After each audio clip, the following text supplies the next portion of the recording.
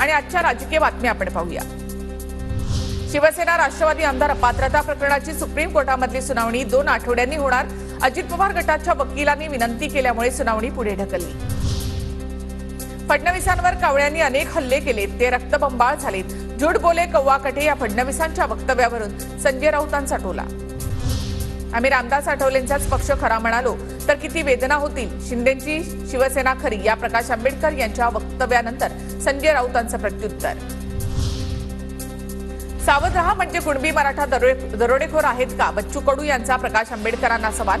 कुणबी मराठ्यांपासून सावध रहा, आंबेडकरांचं 2 दिवसांपूर्वीच होतं वक्तव्य। शिंदेंची शिवसेना खरी आहे, प्रकाश आंबेडकरांचं म्हणणं चुकीचं नाही। प्रकाश आंबेडकरांच्या दाव्यावर संजय शिरसाट यांची प्रतिक्रिया। बाबासाहेबांनी लिहिलेली राज्यघटना राऊत आणि इतर लोक मानत नाहीत अशी टीका। लोकसभेला महाराष्ट्रद्रोह्यांना पाठिंबा दिला, आता कुणाला देणार? संजय राऊतांचा राज ठाकरेंवर निशाणा। तर आमची भूमिका कळत नसेल तर त्यांच्या बुद्धिमत्तेचा प्रश्न, संदीप देशपांडेंचं प्रत्युत्तर।